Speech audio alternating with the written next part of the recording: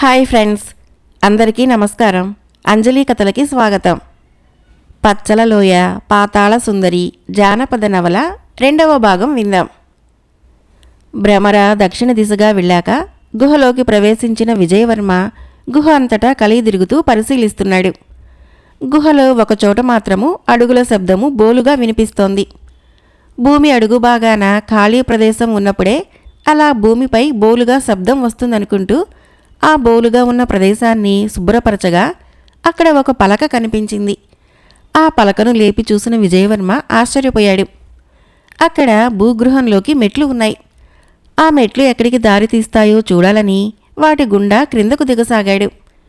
మెట్లు దిగుతూ ఉంటే అవి వస్తూనే ఉన్నాయి. అలా కటిక చీకటిలో మెట్లు దిగటానికి అలవాటు పడ్డాడు విజయవర్మ. అప్పటికి ఎన్నో వందలాది మెట్లు దిగిన తర్వాత కూడా ఇంకా మెట్లు వస్తూనే ఉన్నాయి. ఒకచోట ఆగిపోయిన విజయవర్మ వెనక్కు తిరిగి వెళ్లాలనుకున్నాడు. కానీ గుహలో మెట్లు నిర్మించారంటే భూగృహంలో ఏదో తప్పకుండా ఉండే ఉంటుంది అని ఊహిస్తూ అదేమిటో తెలుసుకోవాలని ముందుకు సాగుతున్నాడు. అలా కొంచెం ముందుకు వెళ్ళాక విజయవర్మ కర్ణపుటాలకి లీలగా నీటి హోరు శబ్దం సోకింది. ఆశ్చర్యపోయిన విజయవర్మ చెవులు రెక్కించి ఆ శబ్దం వినసాగాడు. ముందుకు వెళుతున్న కొద్దీ నీటి హోరు శబ్దము అధికం కాసాగింది. ఒకచోట అడుగు పెట్టగానే అడుగులు నీటితో తడిసిపోయాయి. తన ఎదురుగా సముద్రం లాంటిది ఉందనుకోగానే విజయవర్మకి ఒడలు గగురు పొడిచింది. ఏం చేయాలా అని ఆలోచించేలోపే పెద్ద హోరుతో ఎగసిన అల విజయవర్మను తనలో కలిపేసుకుంది. దక్షిణ దిశలో ఎగురుతూ ఉన్న భ్రమర చాలా దూరం పయనించగా ఒక పెద్ద లోయ కనిపించింది. ఆ లోయ దిగువ భాగంలో ఒక పెద్ద కోట కూడా ఉంది. భ్రమర లోయ దిగువ భాగానికి జుంకారం చేసుకుంటూ దూసుకుపోయింది. లోయ దిగువ భాగము ఇప్పుడు స్పష్టంగా అగిపిస్తోంది. లోయలో ఎన్నో సొరంగాలున్నాయి. ఒక పెద్ద కోట కూడా ఉండటం చూసిన భ్రమర కోట వైపుకి ఎగిరింది. ఆ కోట ముందు భాగంలో ఒక పెద్ద రాక్షసి కునికిపాట్లు పడుతూ ఉంది. దానిని చూస్తూ కోట లోపలి భాగంలోకి ఎగిరింది భ్రమర. కోటలో ఒక పక్కగా భయంకరమైన కాలభైరవి విగ్రహము రౌద్రంగా ఉంది. అక్కడ ఉన్న ఒక గదిలో అత్యంత అపురూపమైన ఒక అప్సరస విగ్రహము. ఆ అప్సరస అందాన్ని తాకాలని ఆ విగ్రహం మీద వాలబోయింది భ్రమర. అంతే, అగ్ని కీలాల్లాంటివి భ్రమరని దూరంగా విసిరికొట్టాయి. రెక్కలు కాలినంత పని జరగగా భయపడుతూ ఆ గది బయటికి ఎగిరింది భ్రమర. కోట మొత్తం కలిగి చూసి ఆ కోటలో ఏమేమి ఉన్నాయో అన్నీ తనను కాపాడిన రాకుమారుడికి వివరించి చెప్పి ప్రత్యుపకారం చేయాలనుకుంది భ్రమర. అక్కడున్న మరో గది వైపుకి వెళ్ళింది. అక్కడ తలుపుకి పెద్దదైన తాళం కప్ప వేలాడుతూ ఉంది. ఆ గదిలోకి వెళ్ళటానికి ఏదైనా దారి ఉందేమో అని చూస్తూ కిటికీ దగ్గర ఉన్న చిన్న కంత నుంచి లోపలికి ప్రవేశించింది. లోపల ఉన్న వారిని చూసి భ్రమర జుంకారం చేయటం మొదలుపెట్టింది. అక్కడున్న వారందరూ మరుగుజ్జులు. మానవ భాషలో మాట్లాడి వారి గురించి తెలుసుకోవాలనుకునేటంతటిలో కపాలహాలిక అంటూ కోట అంతా ఒక భీకరమైన అరుపు. అది మహామాంత్రికుడైన కాపాలికుడిది. కాపాలికుడు తన కోటకు తిరిగి వచ్చాడు. కోట ముందు కునికిపాట్లు పడుతున్న కపాలహాలిక మాంత్రికుడు అరుపుకు తుళ్ళిపడి లేచి, మహామాంత్రిక, కాపాలిక, తమరి ఆజ్ఞ సెలవియండి అని పలికింది. కోటకు కాపలాగా నిన్ను ఉంచినందుకు నువ్వు చేసే పని ఇదేనా అని భీకరమైన స్వరంతో అరిచాడు కాపాలికుడు. నేను కాపలా బాగా కాస్తున్నాను మహామాంత్రిక, చిన్న చీమ కూడా లోనికి ప్రవేశించలేదు అన్న కపాలహాలిక మాటలకు కాపాలికుడు, చిన్న చీమ కాదు, పెద్ద చీమనే ప్రవేశించింది. నా మరాళ మంత్రదండం ఇలా తీసుకురా అని కపాలహాలికతో చెప్పగానే మంత్రదండం కోసము కాలభైరవి విగ్రహం వద్దకు వెళ్ళింది. అంతలో కాపాలికుడి ఎదురుగా మరుగుజ్జు మాయారాక్షసి ప్రత్యక్షమైంది. మహామంత్రిక, ఇంకో 2 మరుగుజ్జులను తీసుకుని వచ్చాను అని చెప్పగానే అది విన్న కాపాలికుడు అదృశ్య సేవకి, వారిని ఆ గదిలో బంధించి తిరిగి పచ్చలలోయ సరిహద్దుకు వెళ్ళిపో, ఇంకో 10 మంది మరుగుజ్జులను తీసుకురాగానే 100 మంది మరుగుజ్జులని కాలభైరవికి బలి ఇచ్చి నేను అమరత్వం పొందుతాను అని వికటాట్టహాసం చేస్తూ ఉండగా అదృశ్య సేవకి అని పిలువబడే మరుగుజ్జు మాయారాక్షసి అక్కడి నుంచి మాయమైపోయింది. మరాళ మంత్రదండాన్ని కాపాలికుడికి అందజేసి కోట బయటికి వెళ్ళింది కపాలహాలిక. ఇంతలో తన కోటలో ఎవరో ఉన్నారని గుర్తించిన కాపాలికుడు పెద్దగా కేక పెట్టాడు. కపాలహాలిక, కోటలోకి ఎవరో ప్రవేశించారు చూడమంటూ. అది విన్న కపాలహాలిక కోటంతా కలయి చూసి ఎవరూ కనిపించక మాయా దుర్బిణిని తీసుకుని రావటానికని వెళ్ళింది. అదంతా చూస్తున్న భ్రమర అక్కడుంటే ప్రమాదమని తలంచి బయటకు తుర్రుమని ఎగిరింది. కపాలహాలిక మాయా దుర్బిణి తీసుకుని వచ్చేలోపే కోట దాటిపోయింది. జరిగిందంతా రాకుమారుడికి చెప్పాలని శరవేగంగా పచ్చలలోయ సరిహద్దుల వైపుకు ఎగరసాగింది భ్రమర. అలా లోపలికి లాగేసుకోగానే కొద్దిసేపటి తర్వాత తేరుకొని నీటిపైకి వచ్చాడు. చుట్టూ విశాలమైన కొండలతో ప్రకృతి వాతావరణం నెలకొని ఉంది. కానీ ఆ ప్రాంతము తమ రాజ్యపు పరిసరాలలో ప్రాంతం కాదని అర్థమైంది. తీరం వైపు ఈదటం మొదలుపెట్టిన విజయవర్మకు తన పాదాన్ని ఎవరో లాగినట్లు అనిపించసాగింది. పాదాన్ని బలంగా విదిలించుకొని ముందుకు వెళ్లాలని ప్రయత్నిస్తోన్న విజయవర్మను నీటిలోకి లాగటం మొదలైంది. అదొక నీటి ముసలి. అది నీటిలో దానికున్న స్థానబలంతో నిజంగా బలంగానే విజయవర్మను లోపలికి లాగేసింది. తాను నేర్చుకున్న జలస్తంభన విద్యతో దాదాపు 2 ఘడియల పాటు నీటిలో మునిగి ఉండగల సామర్థ్యము ఉన్న విజయవర్మ నీటి అడుగుకు వెళ్ళి కరవాలాన్ని దూసి ముసలితో తీవ్రంగా పోరాడసాగాడు. ఎట్టకేలకు ముసలిని సంహరించి నీటిపైకి రాగానే అక్కడ ఒక దివ్య పురుషుడు ప్రత్యక్షమయ్యాడు. అది చూసిన విజయవర్మ ఆశ్చర్యపోయి ఆ దివ్య పురుషుడికి నమస్కరించాడు. అప్పుడు ఆ దివ్య పురుషుడు విజయవర్మతో, రాకుమారా, నేనొక యక్షుడిని. శాపవశాత్తు ఇలా ముసలి రూపంలో ఉన్నాను. నువ్వే నాకు శాప విమోచనం కలిగించావు అని అన్నాడు. దివ్యపురుష, ఇది ఏ ప్రాంతము అని అడుగగా, రాకుమారా, నీవు పాతాళ లోకానికి చెరువులో ఉన్నావని చెప్పిన దివ్యపురుషుడి మాటలకి విజయవర్మ ఆశ్చర్యంగా చూశాడు. రాకుమారా, నువ్విక్కడికి ఎలా ఎందుకు చేరుకున్నావో అంటూ చేతులను గాలిలో ఆడించాడు దివ్యపురుషుడు. అతని చేతిలో ఒక ముద్రిక ప్రత్యక్షమైంది. ఆ ముద్రికను విజయవర్మకు అందజేసిన దివ్యపురుషుడు, ఇక్కడ నుంచి నీటి అడుగు భాగంలో 1/2 యోజనం ముందుకు వెళితే పాతాళలోకం వస్తుంది. అక్కడ ఈ ముద్రికను చూపి లోపలికి ప్రవేశించి మహారాజు మాయాబలుణ్ణి కలుసుకోవాలని చెప్పు. తదుపరి కర్తవ్యము నీకు బోధపడుతుందని వివరించి దివ్యపురుషుడు మాయమయ్యాడు. ముద్రికను తన దుస్తులలో భద్రపరుచుకొని నీటి అడుగుకు వెళ్ళిన విజయవర్మ పాతాళ ప్రపంచం వైపుగా వెళ్ళసాగాడు. అలా ఎంతో దూరం వెళ్ళిన తర్వాత సముద్రం అడుగున ఒక అందమైన ప్రపంచము విజయవర్మకు ఆహ్వానం పలికింది. చుట్టూ నీలిరంగులో ఉన్న నీరు, చుట్టూ మెరుస్తూ కనిపిస్తున్న పగడపు దిబ్బలు, వాటి చుట్టూ ఎర్రగా మెరిసిపోతున్న పగడాల హారాలు, ఎక్కడ చూసినా పెరిగిన ఆకుపచ్చని నాచు, ఆ నాచుని తినటానికి వస్తున్న రంగురంగుల చేపలు, చిన్న చిన్న సముద్ర జీవులు, గవ్వలు, ఆల్చిప్పలు, నక్షత్ర జీవులు, సీతాకోక చిలుకలు. సముద్రం అడుగున ఉన్న అందమైన ప్రకృతిని ఆస్వాదిస్తూ ముందుకు సాగుతున్నాడు విజయవర్మ. అలా వెళుతూ ఉండగా ఒకచోట ఒక భయంకరాకారుడు బల్లెం పట్టుకొని భీకరంగా అరుస్తూ విజయవర్మ వైపుకు దూసుకుని వచ్చాడు. ఆ బల్లెం నుంచి ఒడుపుగా తప్పుకున్న విజయవర్మ తన దుస్తులలో దాచుకున్న ముద్రికను ఆ భీకరాకారుడికి చూపించాడు. ఆ ముద్రికను చూడగానే ఆ భయంకరాకారుడు బల్లెం క్రింద పడవేసి విజయవర్మ ముందు తల వంచి తన చేయి పట్టుకొని కళ్ళు మూసుకోమన్నట్లుగా సైగ చేశాడు. ఆ ముద్రికను దాచుకొని భయంకరాకారుడి చేయి పట్టుకొని కళ్ళు మూసుకున్నాడు విజయవర్మ. గాలిలో తేలిపోతున్నట్టు, నీటి హోరులో నడుస్తున్నట్టు అనుభూతి చెందాడు. భయంకరాకారుడు పట్టుకున్న తన చేతిని వదిలేసినట్టు అనుభూతి చెంది కళ్ళు తెరిచాడు విజయవర్మ. అక్కడ భయంకరాకారుడు లేడు. అలా ముందుకు నడుస్తూ అక్కడున్న కోటలని, భవనాలని పరిశీలిస్తూ ముందుకు సాగుతున్నాడు విజయవర్మ. అక్కడ అనుకోకుండా ప్రత్యక్షమైన ఒక మాయావిని చూసి అతని దగ్గరికి వెళ్ళి ముందు జాగ్రత్తగా తన దగ్గర ఉన్న ముద్రికను చూపించి ఇది ఏ లోకము అని అడిగాడు.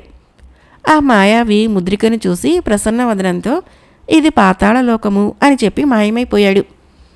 ఆ పాతాళలోకంలో విషయ భోగాలకి, ఐశ్వర్య సుఖాలకి ఆటపట్టు అయిన ఉద్యానవనాలు, విహార భూములు ఎన్నో ఉన్నాయి. బలవంతులు, మాయావులు అయిన పాతాళలోకవాసులు తమ మాయాబలంతో ఎన్నో అందమైన కోటలు, అద్భుతమైన భవనాలు ఎంతో సుందరంగా నిర్మించుకున్నారు. అవన్నీ చూస్తూ వెళ్ళసాగాడు విజయవర్మ. ఓషధులు, రసాయన పదార్థాలు, అన్న పానీయాలు, రసాలు, స్నానాదికాలు మొదలుగునవి అవసరం లేని పాతాళలోక వాసులతో అప్రమత్తంగా మెలగటము అవసరము అనుకుంటూ వెళుతున్న విజయవర్మకు ఒకచోట చెక్కబడిన శిలాశాసనం ఆకర్షించింది. వెంటనే ఆ శిలాశాసనం వద్దకు వెళ్ళి ఆ శాసనాన్ని పరిశీలించసాగాడు విజయవర్మ. ఆ శాసనంలో ఇలా చెక్కబడి ఉంది: 7 లోకాలలో చివరి లోకమైన పాతాళలోకానికి స్వాగతం. 7 లోకాలలో 6 లోకాల గురించి ఈ శిలాశాసనంలో విశదీకరించబడి ఉంది. అతలలోకం క్రింది లోకాలలో మొదటిదైన అతలము ఎంతో మనోహరమైనది. ఇక్కడ దానవుడి కుమారుడైన బలుడు నివసిస్తుంటాడు. అన్ని కోర్కెలను తీర్చగల 96 మాయలను బలుడు సృష్టించాడు. బలుడు ఆవలిస్తే అందమైన స్త్రీలు అతలలోకంలో అవతరిస్తుంటారు. వితలలోకం మహాశివుడి మరో రూపమైన ఆటకేశ్వరుడి పేరుతో ఇక్కడ ఆటకీ నది ప్రవహిస్తూ ఉంటుంది. గాలి సహాయంతో అగ్నిదేవుడు ఆ నదిలోని నీటిని తాగుతుంటాడు. అలా నీరు తాగిన అనంతరము అగ్నిదేవుడి నోటి నుంచి బంగారం వెలువడుతుంది. ఈ బంగారాన్ని అక్కడున్న దైత్యులు అత్యంత ఇష్టంగా ఆబగా దోచుకుంటుంటారు. సుతల లోకం అత్యంత శ్రేష్టమైన ఈ లోకంలో బలిచక్రవర్తి నివసిస్తుంటాడు. వామనుడి 3వ అడుగు బలిచక్రవర్తి మీద మోపగానే సుతల లోకానికి వచ్చాడు. బలి దగ్గర ఉన్నంత సంపద దేవేంద్రుడి వద్ద కూడా ఉండదని ప్రతీతి. తలాతల లోకం ఈశ్వరుని అనుగ్రహం పొందిన రాక్షసరాజైన మయుడి నివాసం. మహాతలలోకం అనేక శిరస్సులు కలిగిన నాగుల ఆవాసం. ఈ లోకంలో కుహకుడు, తక్షకుడు, సుసేనుడు, కాళీయుడు లాంటి ప్రధానమైన నాగులు ఉంటారు. రసాతల లోకం రాక్షసుల లోకం. ఫణిదానవులు, నివాతకవచులు, కాలేయులు అనబడే రాక్షసులు నివసిస్తుంటారు. వీరందరూ దేవతలకు పరమశత్రువులు. పాతాళ లోకం మహాశంకుడు, శంఖచూడు, కంబలుడు, అశ్వతరుడు మొదలైన గొప్పవారైన నాగరాజులు నివసిస్తుంటారు. చీకటి కుహరంలో మునిగి ఉండే పాతాళలోకము ఆ నాగరాజుల శిరస్సుల మీద ఉండే అద్భుతమైన నాగమణుల వెలుగులో ప్రకాశవంతంగా వెలిగిపోతూ ఉంటుంది. శాసనం చదివిన అనంతరము ముందుకు సాగాడు విజయవర్మ. అల్లంత దూరాన ఒక పెద్ద అందమైన కోట అగుపించింది. అది అన్ని కోటల కంటే విభిన్నంగా అందంగా అగుపిస్తోంది. బహుశా అది పాతాళలోక అధిపతి కోట అయి ఉంటుందని ఊహించాడు విజయవర్మ. ఆ కోటకి బలవంతులైన సగం మనిషి రూపంలో, సగం సరీసృప రూపంలో ఉన్నవారు కాపలాగా ఉన్నారు. వారికి తన దగ్గర ఉన్న ముద్రిక చూపగానే విజయవర్మను అక్కడే ఆగమని సైగ చేసి వారు లోపలికి పరిగెత్తారు. కొద్దిసేపటి తర్వాత మహారాజైన మాయాబలుడు తన పరివారంతో బయటికి వచ్చి విజయవర్మకు స్వాగతం పలికాడు. అనుకోని ఈ స్వాగత సత్కారాలకి సంభ్రమాశ్చర్యాలలో మునిగాడు విజయవర్మ. మానవవీర, పాతాళలోకం మొత్తము నీకు ఆహ్వానం పలుకుతోంది, రమ్మంటూ మాయాబలుడు తన ఆంతరంగిక మందిరంలోకి విజయవర్మను తీసుకుని వెళ్ళాడు. పచ్చలలోయ సరిహద్దులు దాటిన భ్రమర తొందరగా గుహను చేరుకోవాలని వేగంగా ఎగరసాగింది. కానీ విజయవర్మ పాతాళలోకానికి మెట్లు దిగిన ఆ గుహ పెద్ద గాలివాన దుమారంతో పెద్ద పెద్ద వృక్షాలు నేలకూలి ఆ గుహ కప్పబడిపోయింది. కప్పబడిపోయిన ఆ గుహని భ్రమర గుర్తించలేకపోయింది. ఆ దాపులనే ఎగురుతూ ఎన్నోసార్లు ఆ గుహను కనిపెట్టాలని ప్రయత్నించింది. కానీ గుహ అనుపానులు ఏమాత్రమూ అగుపించటం లేదు. ఎంతగానో దుఃఖిస్తూ రాకుమారుడు ఆ చుట్టుపక్కల ప్రాంతాలలో ఎక్కడైనా అగుపిస్తాడేమో అన్న ఆశతో ఆ పరిసర ప్రాంతాలలోనే ఉండసాగింది. పచ్చలలోయ సరిహద్దుల్లో ఉన్న చిన్న గుట్ట మీద అంతకుముందు విజయవర్మ ఉండటం గుర్తుకొచ్చింది. శరవేగంగా ఆ గుట్ట వద్దకు వెళ్ళింది భ్రమర. ఆ గుట్ట మీదే ఉంటూ విజయవర్మ అక్కడికి రాకపోతాడా అని ఎదురు చూస్తూ అక్కడే కాలం గడపసాగింది. ఆంతరంగిక మందిరంలో మాయాబలుడు, విజయవర్మ పరస్పర పరిచయాలు, కుశల ప్రశ్నలు అయ్యాక విజయవర్మతో మాయాబలుడు ఇలా అన్నాడు: మానవవీర, నీవు మా లోకానికి వస్తావని మాకు ముందుగానే తెలుసును అన్నాడు. అది విన్న విజయవర్మ ఆశ్చర్యపోయాడు. తాను పనిగట్టుకొని పాతాళలోకం ప్రవేశించలేదు. అనుకోకుండా ఇటు వచ్చాడు. విజయవర్మను చూసిన మాయాబలుడు ఇలా చెప్పసాగాడు: అత్యంత అపురూప సుందరి అప్సరస అయిన మాయాబలుడి పుత్రిక అయిన అవంతిక పచ్చలలోయ సమీపంలో జలాశయానికి తన చెల్లులతో వెళ్ళి ఉండగా అక్కడికి వచ్చిన మహామాంత్రికుడు కాపాలికుడు ఆమె అందాన్ని చూసి మోహించి అవంతిక నీడను పట్టి బంధించాడు. ఆమెతో పాటు వెళ్ళిన చెల్లులందరూ తప్పించుకొని పాతాళ లోకానికి చేరుకొని జరిగిందంతా రాజైన మాయాబలుడికి వివరించారు. వీరావేశంతో మాయాబలుడు మాంత్రికుడిపై యుద్ధానికి సిద్ధమైతూ ఉండగా అక్కడి మాయాబలుడి గురుదేవులైన విశ్వక్సేన యతీంద్రులు ప్రత్యక్షమయ్యారు. నమస్కరించిన మాయాబలుడిని చూసి, మాయాబల, తొందరపడకు. కాపాలికుడి మరణము ఒక మానవ వీరుడి చేతిలో రాసిపెట్టి ఉంది. కావున నీవు 108 అష్టదళ పద్మాలతో పాతాళ భైరవిని 108 రోజులు పూజించు. 100 దినములు గడిచిన పిమ్మట ఒక మానవ వీరుడు నిన్ను వెతుక్కుంటూ వస్తాడు. అతని ద్వారా నీ పని సాధించుకో అని చెప్పి మాయమయ్యాడు. అప్పటి నుంచి మాయాబలుడు 108 అష్టదళ పద్మాలతో పాతాళ భైరవిని పూజిస్తూ ఉన్నాడు. సరిగ్గా 100వ దినాన విజయవర్మ అక్కడికి చేరుకున్నాడు. ఇంకా 8 దినాలు పాతాళ భైరవిని పూజిస్తే పాతాళ భైరవి ప్రత్యక్షమై కర్తవ్యం బోధిస్తుంది. కనుక ఆ 8 దినాలు అక్కడే ఉండి తమ ఆతిథ్యం స్వీకరించమని కోరాడు మాయాబలుడు. మాయాబలుడి మాటలను అంగీకరించి అక్కడే ఉండిపోయాడు విజయవర్మ. 7 దినములు పాతాళలోకంలో ఉన్న విజయవర్మ 7 మాయా విద్యలను నేర్చుకున్నాడు. 8వ రోజు రాజైన మాయాబలుడు విజయవర్మ ఇద్దరూ కలిసి పాతాళ భైరవిని పూజించే ప్రదేశానికి చేరుకున్నారు. అష్టదళ పద్మాలతో పాతాళ భైరవిని పూజించడానికి ఆ రోజు ఆఖరి రోజు. పూజ అనంతరము పాతాళ భైరవి ప్రత్యక్షమైంది. సాష్టాంగపడిన మాయాబలుణ్ణి చూసి, నీ కుమార్తె అవంతికను ఈ రాకుమారుడు మాత్రమే రక్షించగలడు. తదనంతరము ఈ రాకుమారుడితోనే వివాహం జరిపించమని ఆశీర్వదించింది. అనంతరము విజయవర్మను ఆశీర్వదించి కాపాలికుడి ప్రాణరహస్యాన్ని చెవిలో రహస్యంగా బోధించి పాతాళ భైరవి అదృశ్యమైపోయింది.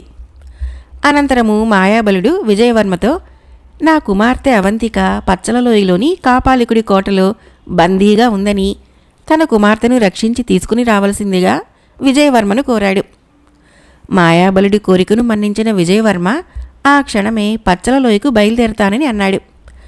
ఆ మాటలకి మాయాబలుడు అడ్డంగా తలూపుతూ, మానవవీర, నీవు పచ్చలలోయ వెళ్ళటానికి తగిన ఏర్పాట్లు నేనే చేస్తాను. కానీ రేపు ఉదయం బయలుదేరటానికి అనువైన సమయం. అప్పటి వరకు వేచి ఉండమని చెప్పి అక్కడి నుంచి వెళ్ళిపోయాడు మాయాబలుడు. తన విశ్రాంతి గృహానికి చేరుకున్న విజయవర్మకు అప్పుడు భ్రమర పచ్చలలోయ వైపు వెళ్ళటం గుర్తుకు వచ్చింది.